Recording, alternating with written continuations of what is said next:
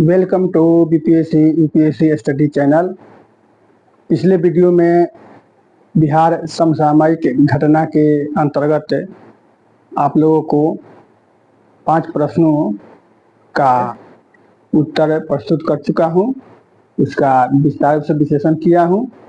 अब उसकी अगली कड़ी में मैं बिहार समसामयिक घटना 2024 के तहत फिर 5 क्वेश्चन अंकित किया हूं, उसको विस्तार पूर्वक बताने का प्रयास कर रहा हूं। पहला क्वेश्चन है, बिहार में 2023-24 में जीएसटी कर संग्रह में कितनी प्रतिशत की वृद्धि दर्ज की गई है? तो इसका उत्तर होगा डी 18%। ए 15% है, बी 16%, सी 17% और डी 18%। यानी 2023-24 में जीएसटी के कर संग्रह में बिहार में 18% की वृद्धि दर्ज की गई है। तो जीएसटी जो है उसका फुल फॉर्म हुआ goods and service tax. GST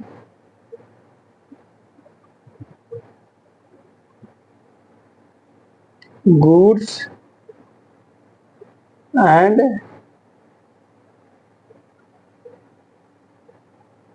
service tax, यानी वस्तु और सेवा कर।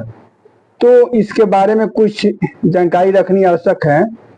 जीएसटी केलकर समिति के अनुशंसा पर लाया गया और जब 2000 में भारत के प्रधानमंत्री अटल बिहारी वाजपेयी थे, तब केलकर समिति ने एक रिपोर्ट प्रस्तुत की थी कि एक जीएसटी की व्यवस्था होनी चाहिए। वैसे विश्व स्तर पर सबसे पहले फ्रांस में जीएसटी को लागू किया गया था और भारत के संदर्भ में 2000 से इसे लागू करने का प्रयास किया जाने लगा। यानी कि अटल बिहारी वाजपेयी ने केलकर समिति की नियुक्ति की और केलकर समिति ने अनुशंसा की कि जीएसटी को भारत में लागू किया जाना चाहिए, क्योंकि वन टैक्स वन नेशन, इसका उद्देश्य था वन टैक्स वन नेशन।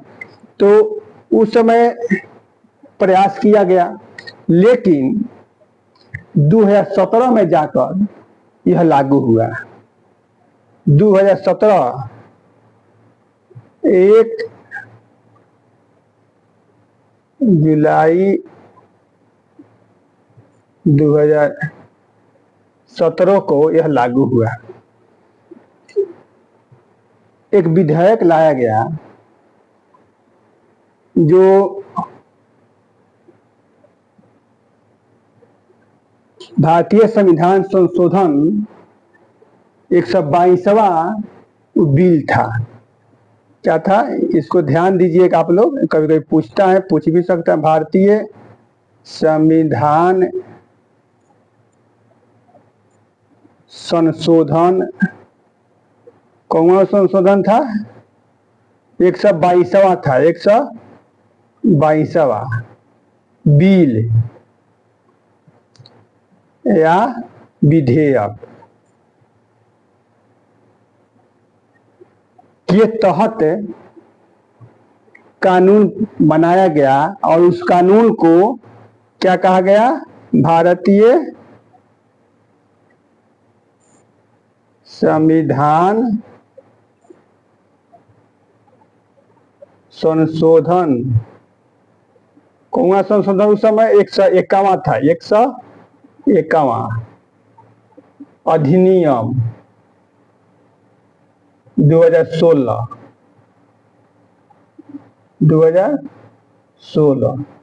इसी के तहत जीएसटी को पूरे देश में लागू किया गया। यानी यदि क्वेश्चन पूछता है कि जीएसटी को किस संविधान संशोधन बिल के तहत पारित किया गया, तो आपको लिखना होगा भारतीय संविधान संशोधन 122वां बिल या विधेयक। लेकिन वही अधिनियम पूछ देगा किस अधिनियम, किस संविधान संशोधन अधिनियम के तहत, तो होगा 101वां संविधान संशोधन अधिनियम। तो इसको ध्यान देने की जरूरत है, ऐसा पूछता है। अब जीएसटी के जो स्लैब बनाया गया है, तो स्लैब के तहत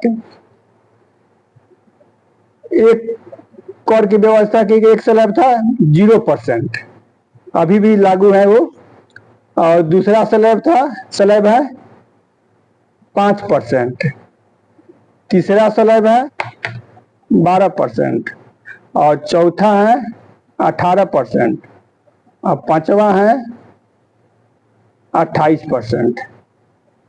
इस प्रकार स्लैब बनाएगा, इस पर जीएसटी लागू किया गया। उसके बाद एक और स्लैब है 3% और 0.25%। तो बहुत कम वस्तुओं पर जिसकी बिक्री बहुत कम होती है उस पर लागू किया जाता है। मुख्य यही है, 5%, 12%, 18%, 28% और 0% मतलब उस पर जीएसटी के बाहर है, उस पर नहीं लगाया जाता है। और जो 3% है और 0.25% है वो बहुत कम वस्तुओं को लगाया जाता है जिनकी बिक्री बहुत कम होती है। तो ये तो हो गया स्लैब। तो जीएसटी में 3 प्रकार का जीएसटी होता है, उसके 3 भागों में बांटा गया। इसको डिलीट कर देते हैं। जीएसटी को 3 भाग में बांटा गया।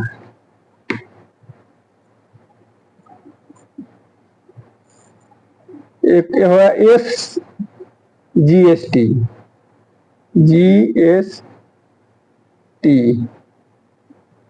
एक हो गया सी जीएसटी, एक आई जीएसटी, यानी एक राज्य स्तरीय जीएसटी, एक केंद्र स्तरीय जीएसटी और एक अंतर्राज्यीय जीएसटी। मतलब ये पूरी तरह से केंद्र सरकार इसको वसूलती है। यानी कि एक राज्य से दूसरे राज्य में जब बिक्री होती है तो वो अंतर्राज्यीय बोला जाता है, इसको केंद्र सरकार इसको वसूलती है। आयात निर्यात भी इसी के तहत आ जाता है। और सी जीएसटी और एस जीएसटी जब राज्य में बिक्री होती है तो दोनों कर लगता है, एस जीएसटी और सी जीएसटी दोनों लगता है। वो मान लीजिए कि 12% लग रहा है स्टेट में, तो 6% उसमें से एस जीएसटी का स्टेट का हिस्सा हुआ और 6% केंद्र सरकार का हिस्सा हुआ। तो एस जीएसटी और सी जीएसटी और आई जीएसटी के रूप में इसको विभक्त किया गया। इसके अलावा जीएसटी है क्या, जीएसटी है क्या, ये एक बिक्री कर है। यह क्या है? अप्रत्यक्ष बिक्री कर, अप्रत्यक्ष बिक्री कर। इसके पहले होता था कि बहुत सारे कर होते थे। उत्पाद कर होता था, सीमा शुल्क कर होता था, बिक्री कर होता था, जो वैट होता था, वीएटी, मनोरंजन कर होता था। अनेक प्रकार के कर लगाए, एक ही वस्तु पर अनेक प्रकार के कर लगाए जाते थे। तो इन सभी जो कर पर कर का जो आरोपण होता है उसको दूर करने के लिए जीएसटी लाया गया कि पूरे भारत में एक ही प्रकार की कर प्रणाली होगी, एक ही प्रकार का कर कानून होगा, ताकि किसी को भी कोई संदेह न हो। इसे कर वंचना की जो भ्रष्टाचार होता है कर वंचना से बचा जाए, पारदर्शिता इसमें लाई जाए। तो जीएसटी लागू होने के बाद पारदर्शिता भी बढ़ी है, कर देने वाले लोगों की संख्या भी बढ़ी है और काफी पैमाने पर, बहुत अधिक पैमाने पर जीएसटी वसूला जा रहा है। राज्य सरकार को भी लाभ हो रहा है, केंद्र सरकार को भी लाभ हो रहा है। तो ये सभी करों को समाप्त, जो उत्पाद कर था, बिक्री कर था, मनोरंजन कर था इत्यादि सभी करों को इसी में समाहित कर दिया गया, एक ही कर जीएसटी लगा दिया गया। तो उसको अप्रत्यक्ष बिक्री कर, वैट भी समाप्त कर दिया, इसी में लागू कर दिया गया वैट को भी। ये क्या होता है? बहुस्तरीय होता है। इसकी विशेषता क्या है? बहुस्तरीय, यानी कि ये प्रत्येक स्तर पर लगता है, चरण वाइज, प्रत्येक चरण पर। जैसे कोई भी सामान का निर्माण किया जाता है, वो अंतिम उपभोक्ता तक पहुंचाया जाता है, तो उसमें कई चरण होते हैं। पहला जैसे हो गया, कच्चा माल को खरीदा जाता है, फिर उसका उत्पादन किया जाता है, फिर उसका भंडारण किया जाता है, फिर उसके बाद उसको थोक विक्रेता का खरीदता है, थोक विक्रेता से वो खुदरा विक्रेता तक आता है, और खुदरा विक्रेता से अंतिम उपभोक्ता तक आता है, मैंने आम लोगों के साथ आता है। तो आम लोगों के पास आता है, तो ये जो चलन हुआ उस प्रत्येक चलन पर जीएसटी लगाया जाता है। ये हो गया बहुस्तरीय हुआ। और दूसरी इसकी विशेषता है कि जो अंतिम गंतव्य होता है, अंतिम गंतव्य, उस पर ध्यान दिया जाता है, उस पर लगाया जाता है। यानी कि जैसे मान लीजिए कि बिहार में माल का उत्पादन हो रहा है, लेकिन वो उत्तर प्रदेश में उसकी बिक्री हो रही है, तो वस्तु का अंतिम बिक्री, अंतिम उपभोक्ता कहाँ पर है? उत्तर प्रदेश में है। तो वो जो राजस्व होगा वहां का, जो जीएसटी होगा, वो उत्तर प्रदेश सरकार उसको वसूलेगी और वो उसको ग्रहण करेगी। तो यानी अंतिम जो गंतव्य होता है, वस्तु का जो अंतिम गंतव्य होता है, वहां पर उसको वसूला जाता है। तो ये जो विशेषताएं हैं जीएसटी का, और एक विशेषता और है, मूल्यवर्धन पर जीएसटी लगता है। जब जब मूल्य बढ़ता है तो उस मूल्यवर्धन पर जीएसटी लगता है। और इन सारी प्रक्रियाओं से गुजरने के बाद यह देखा गया है कि वस्तु का जो दाम जीएसटी लागू करने के पहले होता था, वो दाम अब कम हो गया है, क्योंकि जो कर पर कर लगाने की जो प्रवृत्ति थी वो समाप्त हो गई है, और पहले की अपेक्षा दामों में गिरावट आई है। जो जीएसटी के पहले जिस वस्तु का अंतिम उपभोक्ता तक पहुंचने में 100 रुपया लगता था, उसकी कीमत 100 रुपया होती थी, वो जीएसटी लगने के बाद उसकी कीमत घटकर लगभग 90 रुपया हो गई। एक हम उदाहरण दे रहे हैं, यानी पहले की अपेक्षा जीएसटी लागू करने के पहले के जो दाम था और अभी जो जीएसटी लागू करने के बाद जो दाम है, उसमें गिरावट आई है और उपभोक्ता वर्ग को सस्ता सामान मिल रहा है। तो जीएसटी का यही लाभ है कि पूरे देश में एक समान कर प्रणाली लागू हो गई, एक समान जो स्लैब होता है वो लागू हो गया, कुछ वस्तुओं को इससे बाहर रखा गया है। और जीएसटी काउंसिल एक होती है, जो जीएसटी जो काउंसिल होती है उसमें कुल 33 सदस्य होते हैं। कितना सदस्य होते हैं काउंसिल में, उस परिषद में? 33 सदस्य होते हैं। इसका जो अध्यक्ष होता है भारत के वित्त मंत्री होते हैं। अभी जो वित्त मंत्री हैं निर्मला सीतारमण, वो जीएसटी का अध्यक्ष है, और प्रत्येक राज्य का जो वित्त मंत्री होता है वो मेंबर होता है। उसी प्रकार ये 33 सदस्यों के मिलने से परिषद का गठन किया गया है। समय समय पर इनकी बैठक होती रहती है, जिसकी अध्यक्षता भारत के वित्त मंत्री करते हैं। तो ये हो गया जीएसटी के बारे में कुछ मूल जानकारी। अगला जो प्रश्न है वो है राष्ट्रीय कृषि और ग्रामीण विकास बैंक यानी नाबार्ड ने बिहार को 2023-24 के दौरान प्रत्यक्ष वित्त और अनुदान सहायता के रूप में कितनी राशि की वित्तीय सहायता प्रदान की। यानी नाबार्ड ने 2023-24 में बिहार को कितनी राशि सहायता प्रदान की। तो इसके तहत ए है 10,372.86 करोड़, बी है 1105.02 करोड़, सी है 9,750 करोड़ रुपया, और डी है इनमें से कोई नहीं। तो इसको मारिएगा आंसर 10,372.86 करोड़ रुपया, यानी 10,372 करोड़ 86 लाख रुपया की वित्तीय सहायता नाबार्ड ने बिहार सरकार को प्रदान की है। तो अब नाबार्ड के बारे में कुछ आप लोग जान लीजिए।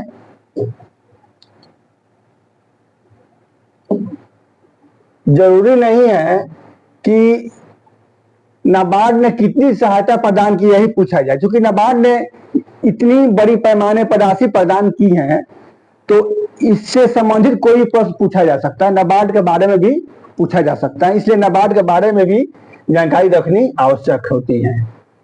जीएस का मतलब ही होता है कि जो भी तत्कालिक घटना है उसके बारे में पूर्ण रूप से जानकारी रखा जाए, उसके जो भी क्षेत्र है उसके बारे में जानकारी रखा जाए। तो नाबार्ड जो चूंकि यहाँ दिया है तो नाबार्ड के बारे में पूछा जा सकता है।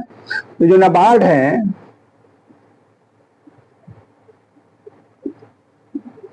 तो नाबार्ड को राष्ट्रीय कृषि और ग्रामीण विकास बैंक कहते हैं। यह शिवरामन समिति की अनुशंसा के आधार पर, कौन समिति थी?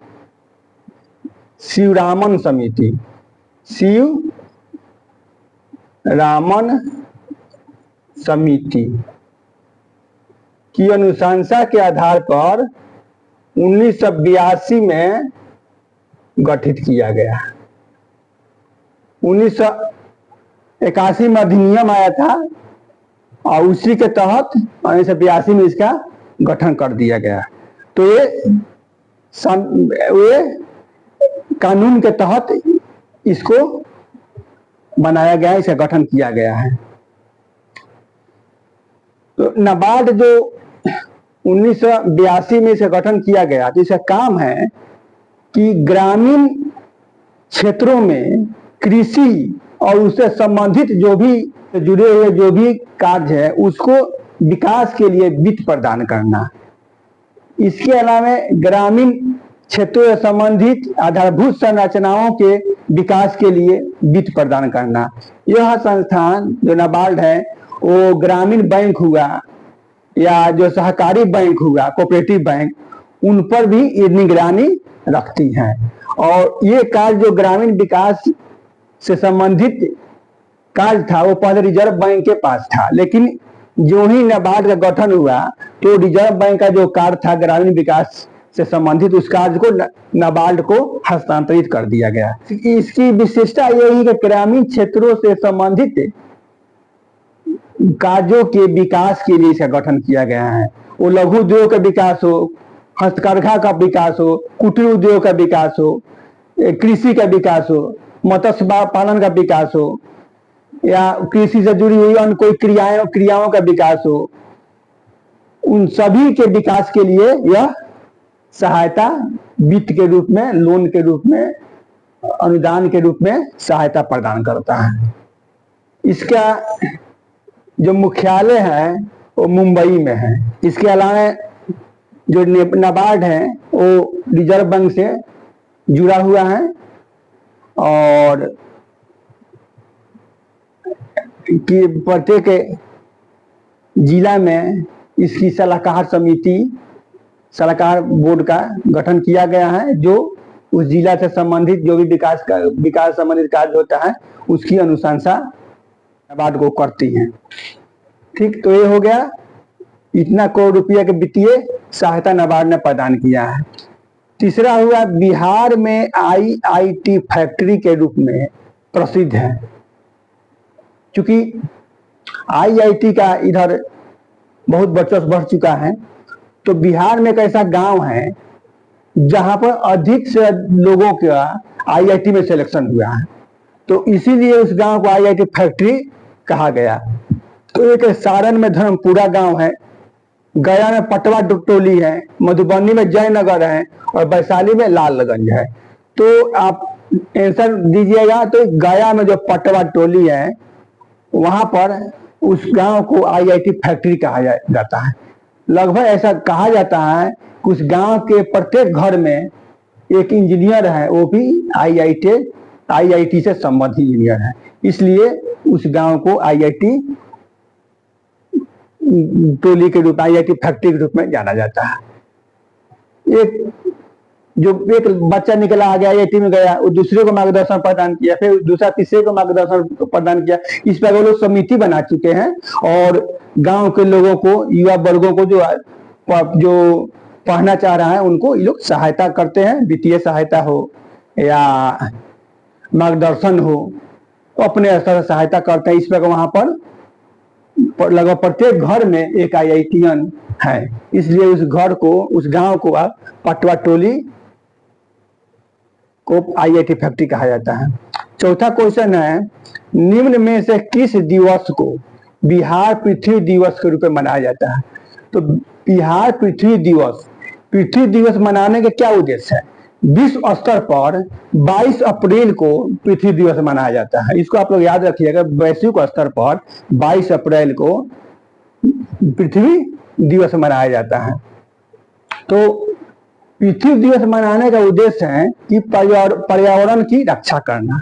पृथ्वी पर जो भी पर्यावरण से संबंधित कारक हैं, उन कारकों की रक्षा करना, लोगों में उनकी रक्षा के प्रति जागरूकता फैलाना। इसीलिए 22 अप्रैल को विश्व स्तर पर पृथ्वी दिवस मनाया जाता है। लेकिन ये पूछ रहा है बिहार पृथ्वी दिवस कब मनाया जाता है। तो एक नया क्वेश्चन है, बिहार पृथ्वी दिवस कब मनाया, बहुत महत्वपूर्ण है।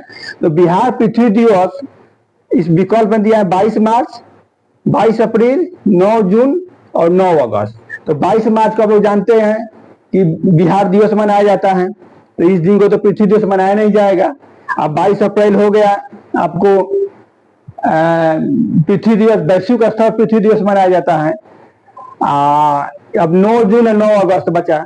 इसमें से आपको कोई 9 जून जानते हैं ना 9 अगस्त जानते हैं, तो इसमें से जो भी आपकी इच्छा करे दिमाग लगाइए कि 9 जून को तो ऐसे कोई विशिष्ट दिन था नहीं, और 9 अगस्त जो जहाँ था वो अगस्त क्रांति हुई थी, तो हो सकता है उसी अगस्त क्रांति के अवसर पर पृथ्वी दिवस मनाया जाता हो, उसको भी याद करने के लिए।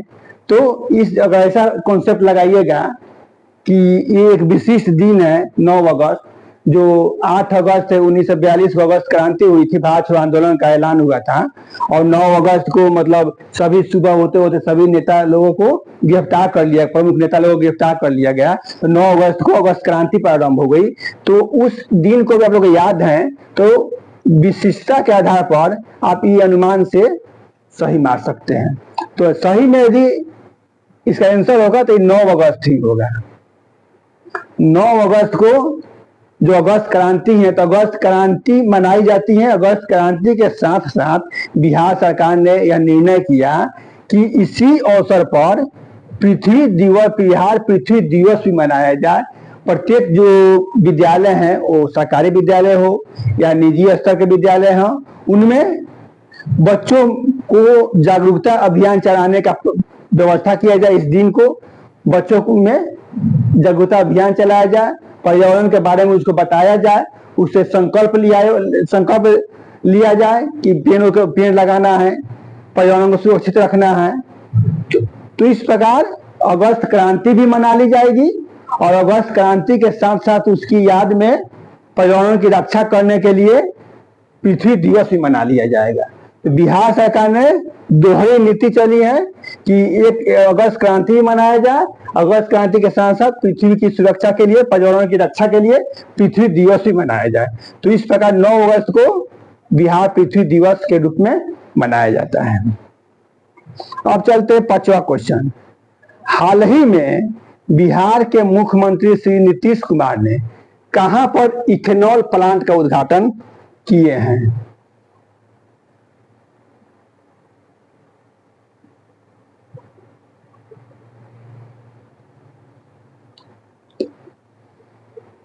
तो बिहार के मुख्यमंत्री श्री नीतीश कुमार ने कहां पर इथेनॉल प्लांट का उद्घाटन किए हैं?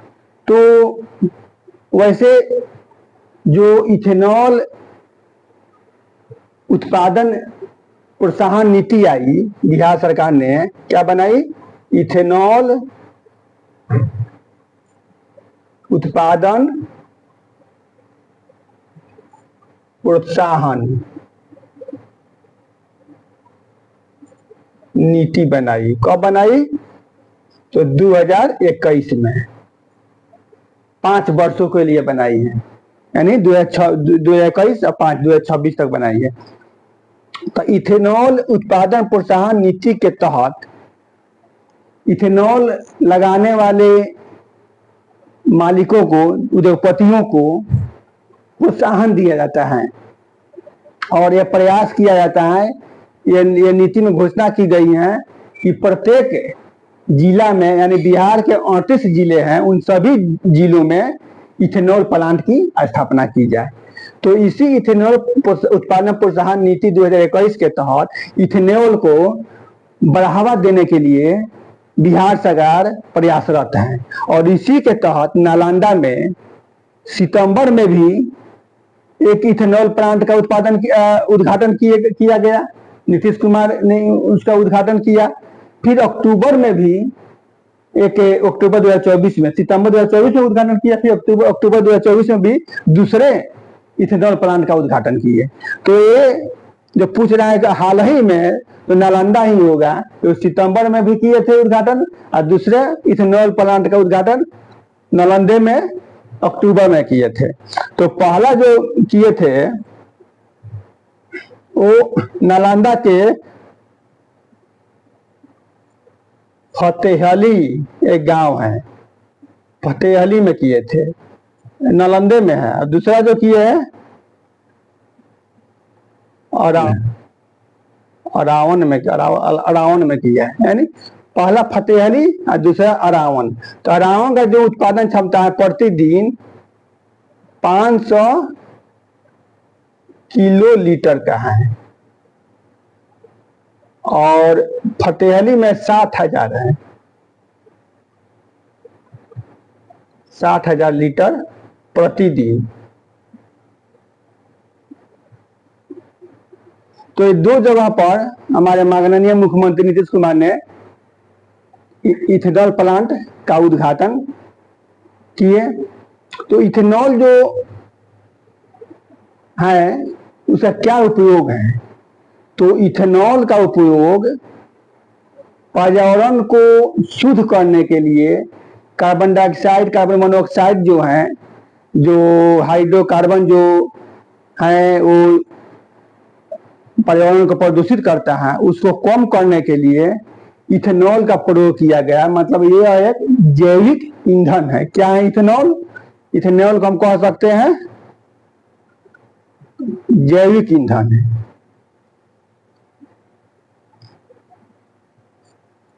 जैविक ईंधन है, यानी इसका निर्माण होता है, ईख हुआ, गेहूं हुआ, चावल हुआ, जो भी अनाज है, मक्का हुआ, उस अनाजों के किण्वन के द्वारा इथेनॉल का उत्पादन किया जाता है।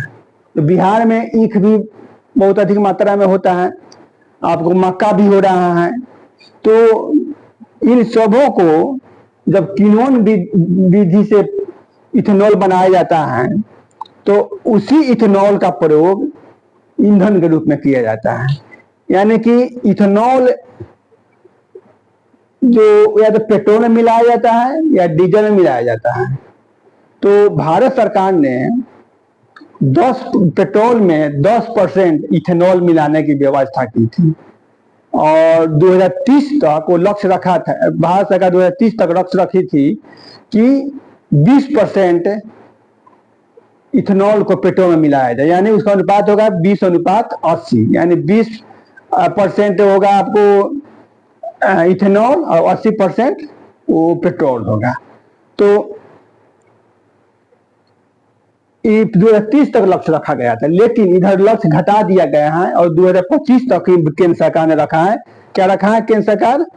जो 2025 तक पेट्रोल में 20% इथेनॉल मिलाया जाएगा।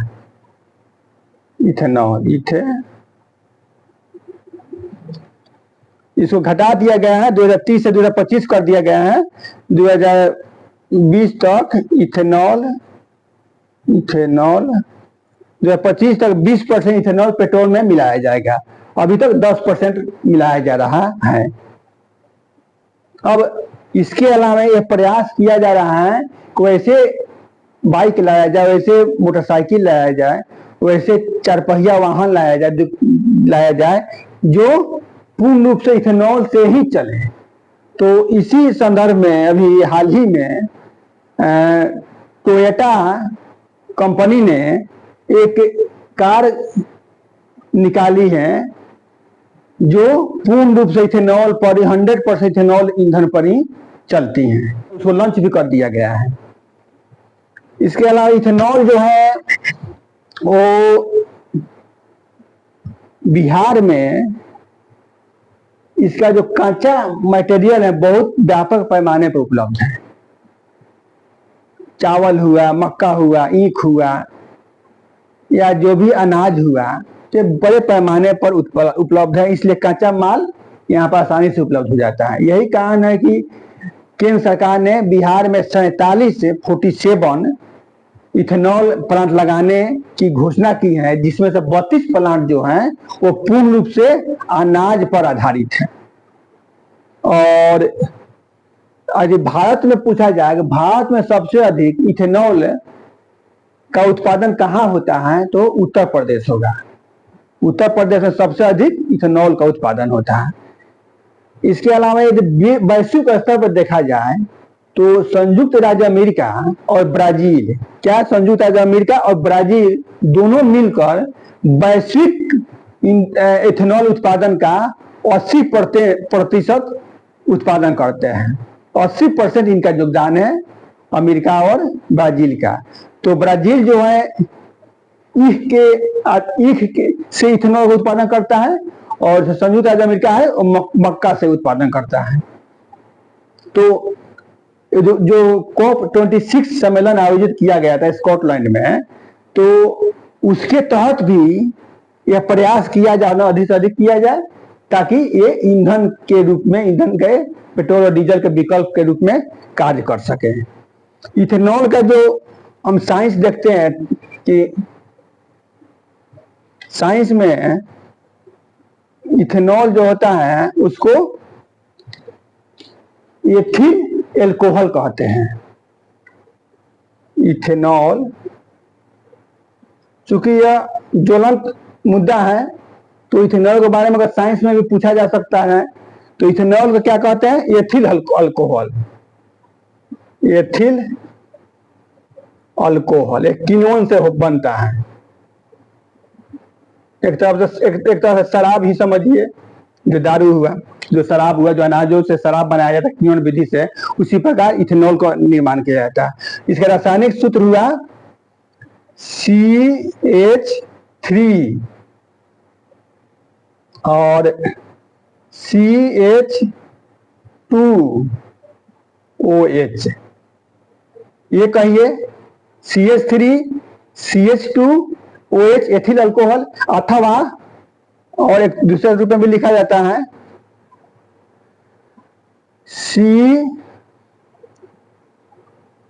दो C है, कार्बन है, C2H कितना है? 3 H का परमाणु, 3 2 5 1 6, तो H6